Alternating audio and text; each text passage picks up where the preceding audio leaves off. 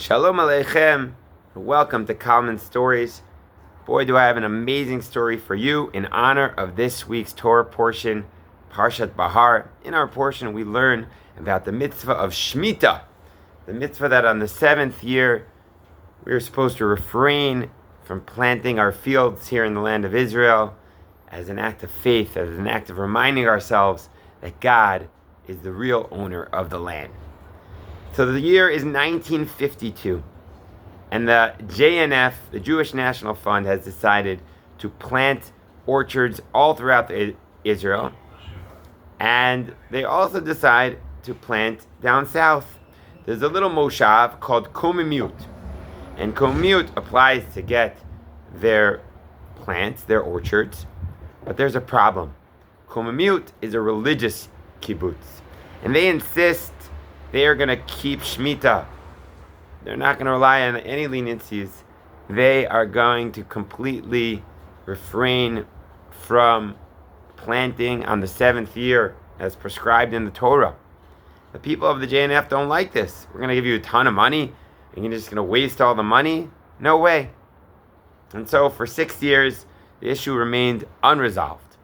Until in 1958, Rabbi Binyamin Mendelsohn, the rabbi of the Moshav, approaches some of the leadership on the JNF. He says, listen, God gave us this law. It expresses the holiness of the land of Israel. It expresses the faith of the Jewish people. It's going to help bring the Mashiach closer if we do this. God's going to protect us. Don't worry, we're only going to benefit from this Shemitah. And he spoke so eloquently, so passionately, that he convinced the people in the JNF to give it a chance. So that year, they got the orchard. And the next year was the Shemitah year. And the rabbi made sure that all the laws were kept properly and that there was no violation of the laws of the Shemitah. And there was no planting. The end of the year, in the month of Av, the rabbi was approached excitedly.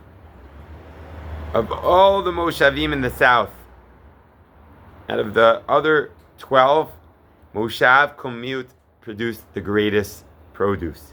And they were shocked. How could this be? You didn't do anything. Everyone else was tending the saplings, so what happened?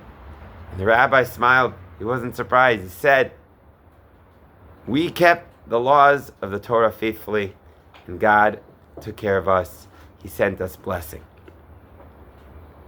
A few years passed, the years of Orla passed, and the next year of Shemitah was approaching. And once again, it was the 6th year, people were shocked. They came to the rabbi, they didn't understand.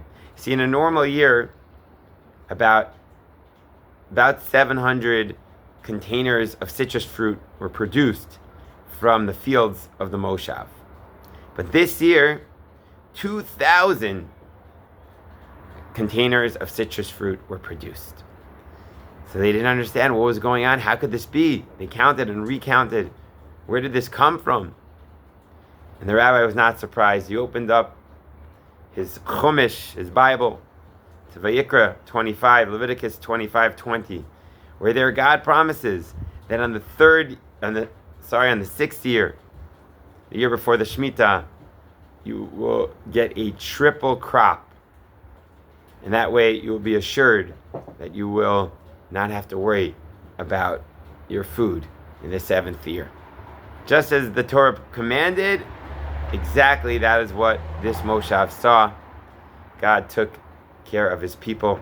Those who act with faith will only see blessing in their lives. May you be blessed with an amazing Shabbos. And we all be blessed with more faith in our lives. Have a wonderful day. Good Shabbos.